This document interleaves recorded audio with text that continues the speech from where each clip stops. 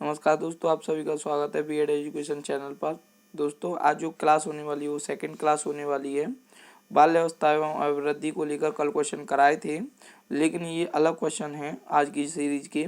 ये first year का course है, BD 101 यानी पहला पेपर। ये आपको मैं बता ही चुका हूँ। मैं कुणाल सर आज आपकी क्लास को जल्दी से शुरू करता हूँ। कहना चाहूँगा पहले आपको कि अगर आपने चैनल को सब्सक्राइब नहीं किया है तो कर लें, वीडियो को लाइक नहीं किया तो वो भी कर दें, ये आपका कर्तव्य है। ठीक है, तो ज़्यादा कम टाइम ना गवाते हुए क्लास को कर लेते हैं शुरू। देखिए, यहाँ पे जो 70वां जो क्वेश्चन है यहाँ से डिस्कस करेंगे और 159 तक डिस्कस करने वाले हैं। तो देखिए, पहला जो क्वेश्चन पूछ रहा है यहाँ पे पहला ही है, मान लीजिए 70वां है, लेकिन यहाँ से शुरू कर रहे हैं तो पहला ही होगा कि ये है क्वेश्चन कि विसेरोटोनियम शब्द संबंधित है। किससे संबंधित है विसेरोटोनियम? तो देखेंगे हम। ये कह रहा विनोदी व्यक्ति से संबंधित है, समाज प्रिय हंसमुख व्यक्ति से संबंधित है, निर्दयी व्यक्ति से संबंधित है या क्रोधी व्यक्ति से संबंधित है। तो यहाँ पे जो आंसर जाएगा वो ये होगा कि समाज प्रिय और हंसमुख व्यक्ति से संबंधित है विसेरोटोनियम। ठीक है नी। अब देख लेते हैं अगला क्वेश्चन। अगला कह रहा है कि विकास प्राणियों में होने वाला वह प्रगतिशील परिवर्तन है जो किसी लक्ष्य की ओर लगातार निर्देशित होता रहता है। विकास की यह परिभाषा दी है, किसने दी है? ड्राइवर ने दी है, हरलॉक ने दी है, वुडवर्थ ने दी है या मुनरो ने दी है? तो आपको मैं बता देना चाहता हूँ ये ड्राइवर ने दी है। यहाँ पे ये बताया गया है कि विकास प्राणियों में होने वाला एकमात्र प्रगतिशील परिवर्तन है जो किसी भी लक्ष्य की ओर लगातार क्या करता रहता है? निर्देशित होता रहता है। ठीक है नहीं? तो आप समझे होंगे इस क्वेश्चन को। अब आगे देख लेते हैं जो 72 वाला क्वेश्चन है। वो कह रहा है कि वंशानुक्रम, जो वंशानुक्रम होता है ना एक पीढ़ी से अगली पीढ़ी में, तो वंशानुक्रम माता पिता से संतान को प्राप्त होने वाले गुण का नाम है और वंशानुक्रम की यह परिभाषा दी है। तो किसने दी है? रूथ वेडिक्ट ने या पी जिन्सवर्ड ने या डगलस ने या हार्लैंड ने। ठीक है नहीं? तो यहाँ पे है रूथ वेडिक्टर ने। ठीक है नहीं? मानसिक विकास को प्रभावित करने वाला जो कारक है वो क्या होने वाला है? अनुवांशिक है या शारीरिक स्वास्थ्य है या आवा दोनों है? तो आनुवांशिक और ये दोनों ही आपके आंसर आवा से बनने वाले हैं। ठीक है, अब देखते हैं अगला क्वेश्चन 74 वाला। वो कह रहा है वातावरण वह है, वातावरण यानी जो आपका इन्वायरमेंट है वो वह है, ये कहा गया है इन्वायरमेंट के बारे में, जो व्यक्ति के जीन्स के अतिरिक्त प्रत्येक वस्तु को प्रभावित करता है। यह कथन किसका है? वुडवर्थ का है, एनास्टीसी का है, बोरिंग का है या लैंगफील्ड का है? तो आपको मैं बता देता हूँ, ये जो क्वेश्चन पूछा गया है ये है एनास्टासी का। ठीक है ना? ये थोड़े अजीब टाइप के शब्द आ रहे हैं, कोई बात नहीं है, आप याद कर लीजिए एनास्टासी का। ठीक है नहीं? वृद्धि और विकास के प्रमुख सिद्धांत हैं। देखिए, वृद्धि और विकास का प्रमुख सिद्धांत क्या है? निरंतरता का सिद्धांत, बिल्कुल साहब, ये तो है ही है। गति का सिद्धांत, दोनों में गति पाई जाती है। क्रम का सिद्धांत, दोनों क्रम से चलते हैं। यानी जब तीनों ऑप्शन मिलने लग जाएंगे तो उपयुक्त सभी होगा। ठीक है नहीं? आगे ग्रंथि के बारे में पूछा गया, मोस्ट इंपोर्टेंट क्वेश्चन है और जो आपको मैं बता देता हूँ, ये जो पूछा गया है क्वेश्चन वृद्धि और विकास वाला, ये देखिए सन 18-19 दोनों में पूछा गया है। ठीक है नहीं? रिपीटेबल क्वेश्चन है, आप गौर कीजिए इस पर। ठीक है, आगे पितृग्रंथि के बारे में पूछा गया है कि पितृभावना जो है, पितृभावना ग्रंथि पाई जाती है बालक में, बालिका में, किशोरों में या किशोरियों में? तो यहाँ पे है बालक में पाई जाती है। ठीक है नहीं? वातावरण के प्रकार हैं, कैसे कैसे होते हैं? 2 तरह के, 3 तरह के, 4 तरह के, कितने तरह के वातावरण होंगे? तो ये 2 तरह के वातावरण होंगे। वातावरण के प्रकार हैं कौन कौन से? तो देखिए, यहाँ पे आंतरिक वातावरण और बाह्य वातावरण दोनों को यहाँ पे अगले ही क्वेश्चन में डिस्कस कर लिया गया है, यानी दोनों होंगे। ठीक है, आगे देखते हैं। आगे क्वेश्चन है कि संवेगों को नियंत्रित करने की जो विधियां हैं वो कौन कौन सी हैं? दमन विधि, शोधन विधि, पुनर्वलन विधि या आवा दोनों? तो यहाँ पे आवाज वाला ज्यादातर होता है क्वेश्चन का आंसर, तो इसको ही लगा देंगे। 2 बालकों में समान मानसिक योग्यताएं नहीं होती, यह कथन किसका है? तो हरलॉक का है, मुनरो का है, किलपैट्रिक का है या टर्मन का है? तो हरलॉक ने बताया था कि अगर 2 बालक हैं तो उनमें समान मानसिक योग्यताएं नहीं होती हैं। क्या है एक सतत प्रक्रिया, विकास या वृद्धि? तो विकास एक सतत प्रक्रिया है, जबकि वृद्धि एक सतत प्रक्रिया नहीं है, ये एक समय बाद जाकर रुक जाती है। अब आगे देख लेते हैं, ऐसी मज़ेदार क्वेश्चन है, आप बने रहिएगा, अच्छे से पढ़ाई कीजिए, आपको सब कुछ समझ में आएगा। अगर आप हमारे टेलीग्राम चैनल पे नहीं गए हैं, विजिट नहीं किया है, तो वो भी कर लें, क्योंकि वहाँ पे अच्छी तरह से आपको बहुत ही ज़्यादा फैसिलिटीज़ के साथ क्वेश्चन प्रैक्टिस के लिए मिल जाएंगे।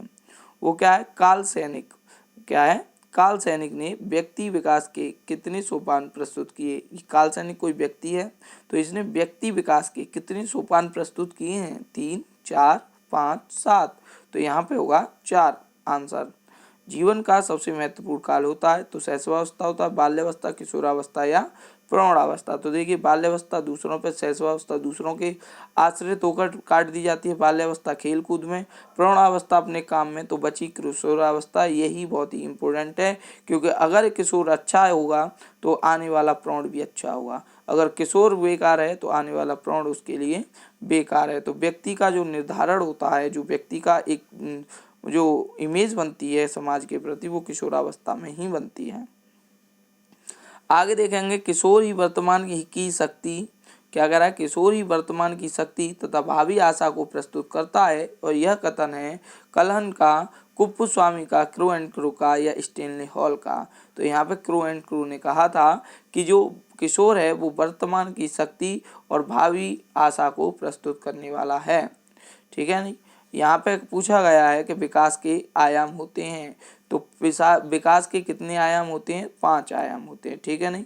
कौन कौन से होते हैं ये आगे डिस्कस कर लेते हैं, लेकिन विकास 5 पक्षों में होता है, सामाजिक विकास, और आपका सामूहिक विकास, आपका शारीरिक विकास, आपका मानसिक विकास, ऐसे करके 4-5 पक्ष होते हैं। तो 5 होते हैं, कुल मिला के 4-5 नहीं 5 होते हैं। मनुष्य एक सामाजिक प्राणी है, बहुत ही अरस्तु की कही हुई बात है, आप बोल नहीं सकते, अरस्तु ने कहा था, सीधे कह दो, मनुष्य एक सामाजिक प्राणी है। देखिए, वो कह रहा है शरीर के विभिन्न अंगों का उत्तरोत्तर विकास तथा उनकी कार्य क्षमता में वृद्धि कहलाता है गामक विकास, सर्वांगीण विकास, शारीरिक विकास या संवेगात्मक विकास। तो यहाँ पे देखिए 1, 2, 3, 4 पक्ष तो दे दिए गए हैं, 5वां अब मैंने आपको बता ही दिया होगा। देखिए यहाँ पे कौन सा विकास नहीं दिया गया, मानसिक विकास, तो ये 5 हो गए, ठीक है। तो देखिए क्या होता है, शारीरिक विकास किस में गिना जाएगा, तो सीधी बात है, जब शरीर का विकास होगा तो यहाँ पे शारीरिक विकास में गिना जाएगा।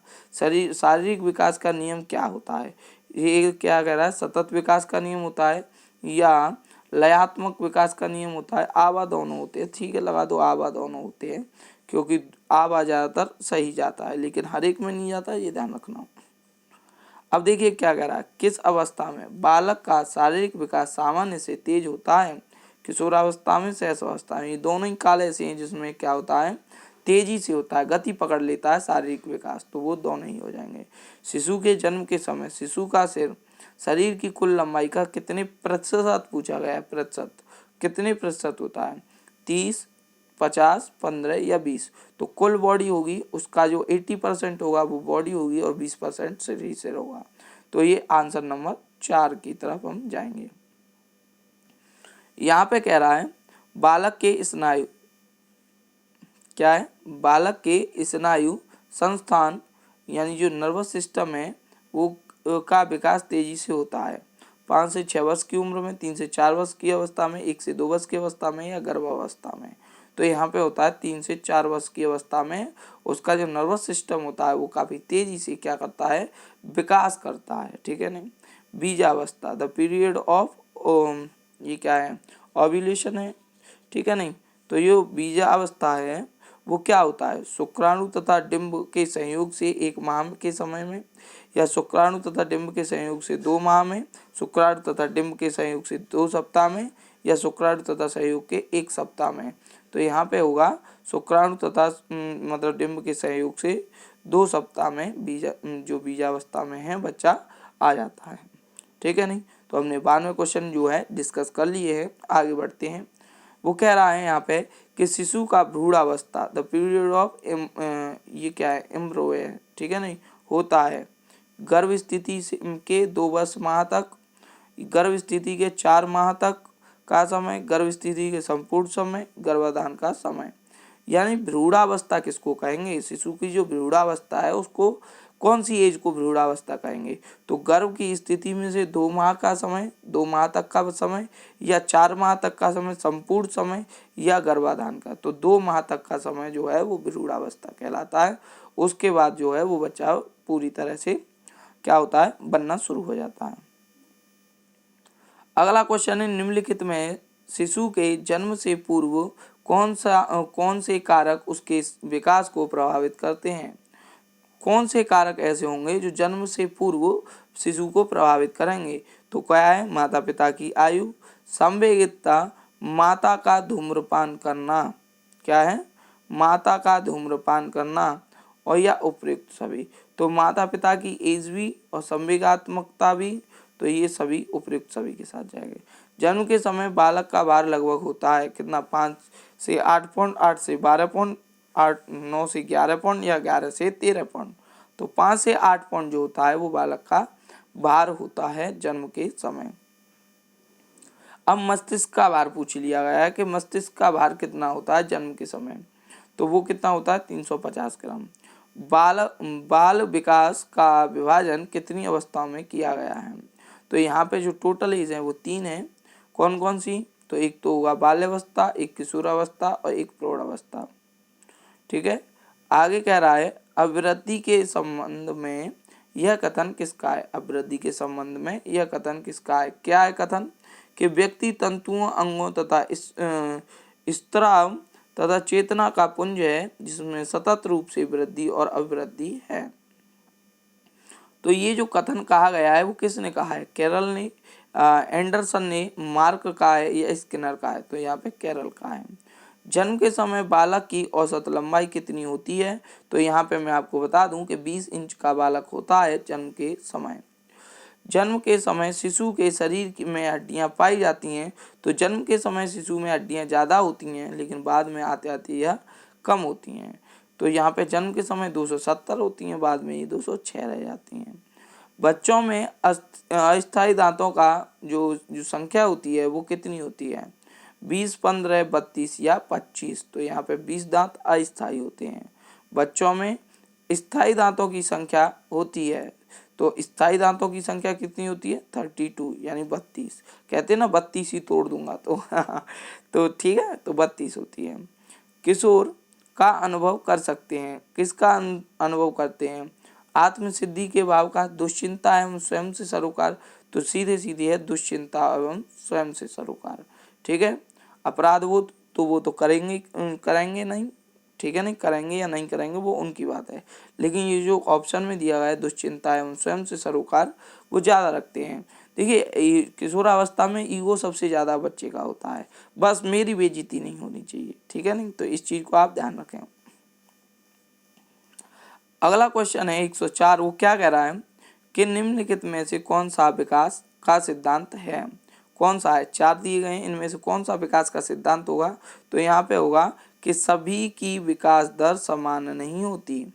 अब देखिए गलत बात क्या क्या है कि विकास की सभी प्रक्रियाएं अंतर संबंधित नहीं होती, जबकि ऐसा नहीं है।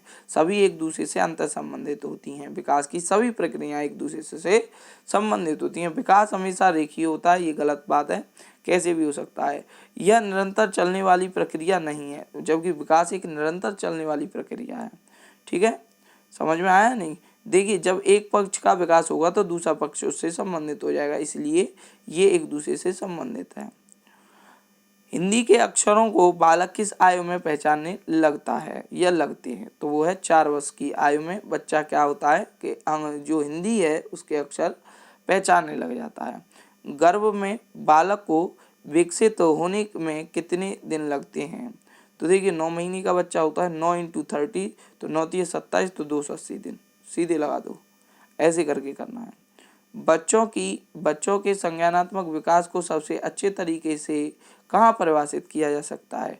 खेल में, विद्यालय में, विद्यालय की कक्षा में, या यहाँ पे कहा है ऑडिटोरियम में, या घर में? तो विद्यालय और कक्षा में बालक के संज्ञानात्मक विकास को अच्छे तरीके से परिभाषित किया जा सकता है। खिलौनों की आयु किसे कहेंगे? पूर्व बाल्यावस्था, उत्तर बाल्यावस्था, शैशवावस्था, उपयुक्त सभी। तो यहाँ पे पूर्व बाल्यावस्था जो होती है वो खिलौनों की आयु कहा जाता है, टॉयज एज। ठीक है नहीं। उत्तर बाल्यावस्था में बालक भौतिक वस्तुओं के किन आवश्यक तत्वों में परिवर्तन समझने लगता है? द्रव्यमान में, संख्या में, क्षेत्र में या उपयुक्त सभी में? तो ये संख्या, द्रव्यमान, क्षेत्र सब में क्या होगा, वो परिवर्तन समझने लग जाएगा। हल्का भारी भी समझेगा, कम ज़्यादा भी समझेगा, ठीक है नहीं। ये कम ज़्यादा दोनों ही है। तो ऐसे करके वो कह रहा है अगला क्वेश्चन कि शैशवावस्था में सामान्यतः बालक का भार बालिका से कम होता है, अधिक होता है, समान होता है या इनमें से कोई नहीं? तो शैशवावस्था में सामान्यतः बालक का भार बालिका से अधिक होता है। बाल्यावस्था में मानसिक विकास का लक्षण है क्या है? या स्थायित्व है, जिज्ञासा है, बाह्यमुखी प्रवृत्ति है या उपयुक्त सभी? तो यहाँ पे ये तीनों जब लगेंगे तो उपयुक्त सभी हो जाएगा। तो ये मैं आपको बता देता हूँ 90% में तो उपयुक्त सभी जाता है और 80% में, कल 50 बताया था, आज 80 बता रहा हूँ, आवा दोनों वाला जाता है, ठीक है नहीं। संचय अवस्था कहलाती है, संचय अवस्था क्या कहलाती है? बाल्यावस्था, किशोरावस्था, प्रौढ़ावस्था या शैशवावस्था? तो संचय अवस्था कहलाती है किशोरावस्था। किशोरावस्था की विशेषता है क्या है? आत्म प्रेम होता है या विषमलिंगी का कामुकता होती है, कल्पना की बहुलता होती है, उपयुक्त सभी?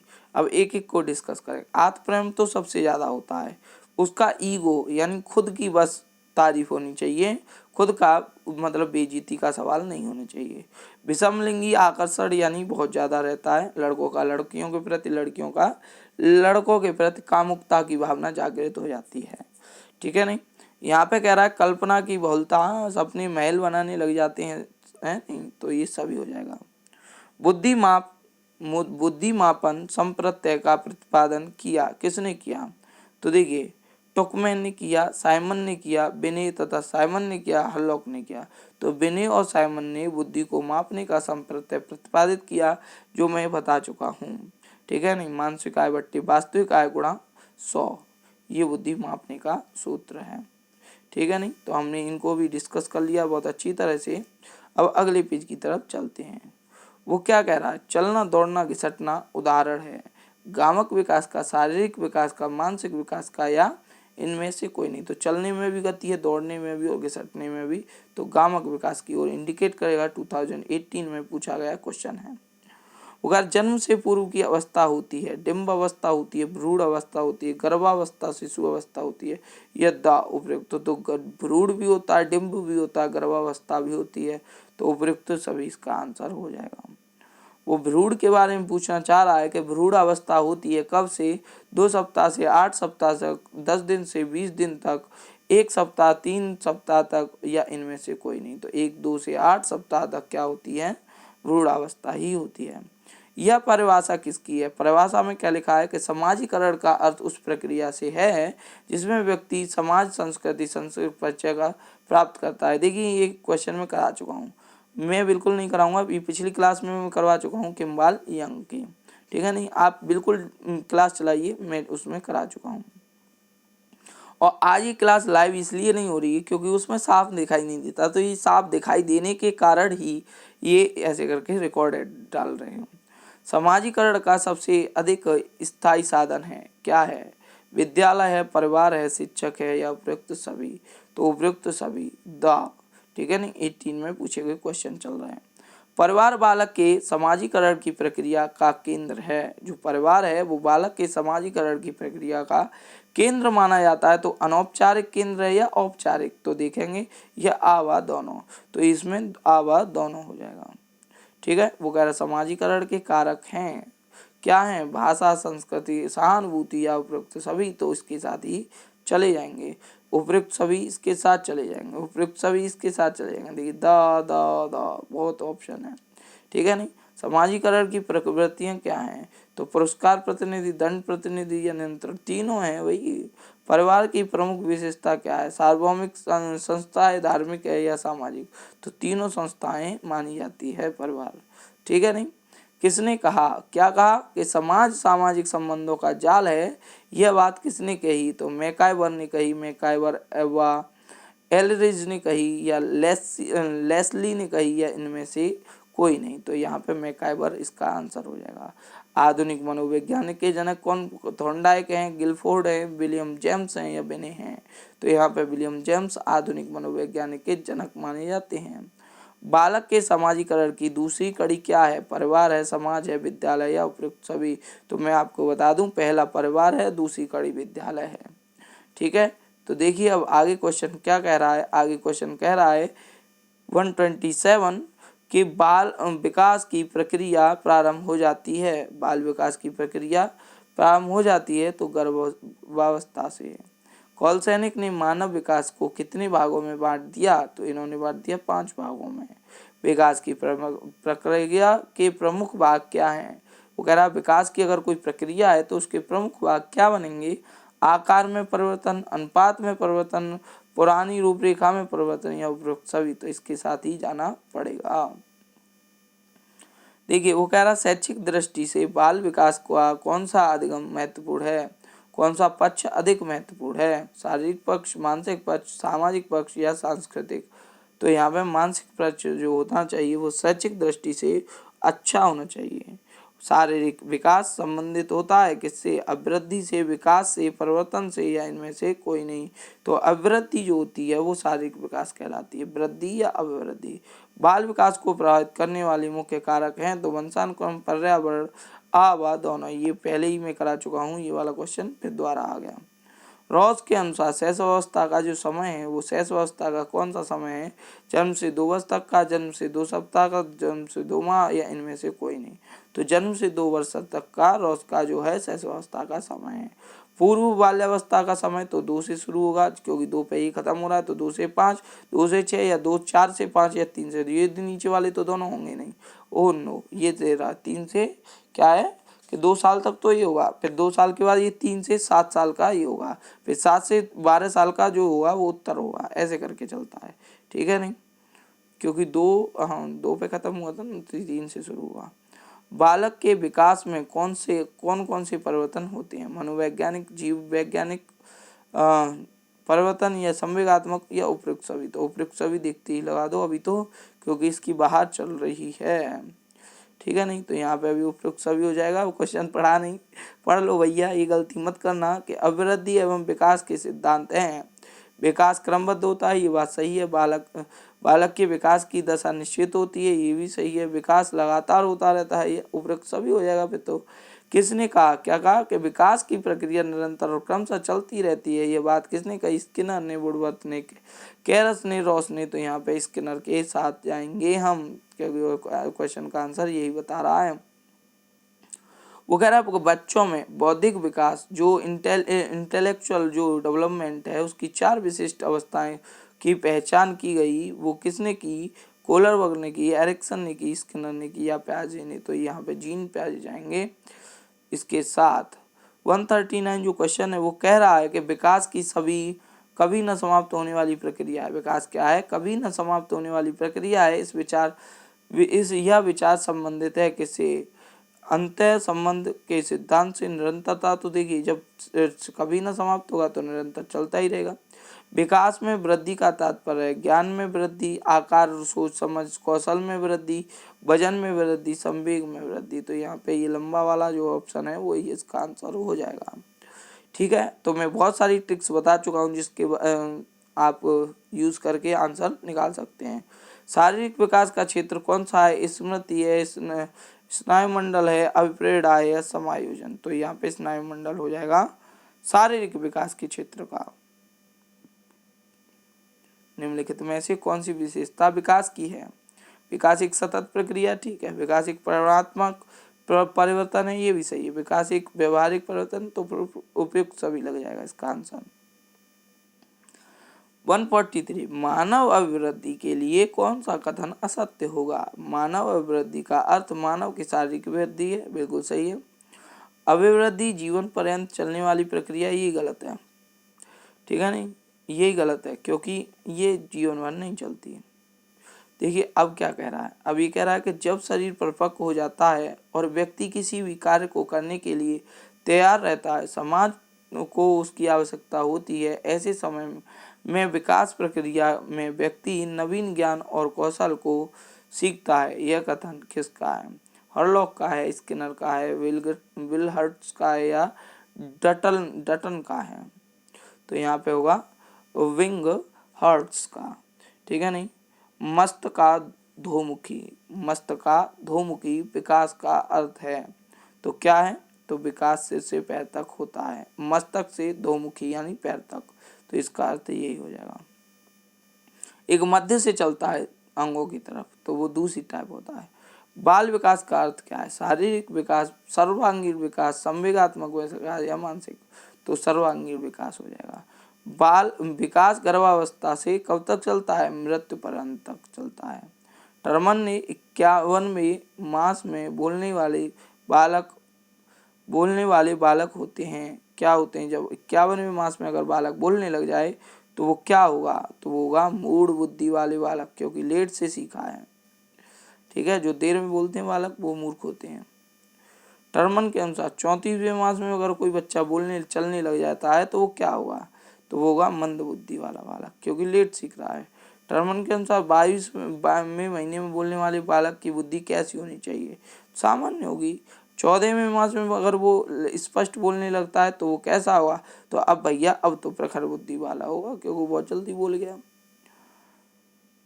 वो कह रहा मानव जीवन अनेक अवस्थाओं से गुजरता है। मानव जीवन गर्भीय अवस्था से किसी भी अवस्था में प्रभावशाली विशेषताएं उभरती हैं, इसमें एकता अथवा विशिष्ट पाया जाता है, ये कथन किसका है? तो ये हुआ फील्डमैन का। बड़े बड़े क्वेश्चन नहीं पूछे जाते इतने जितने वो पूछे जाते शॉर्ट वाले।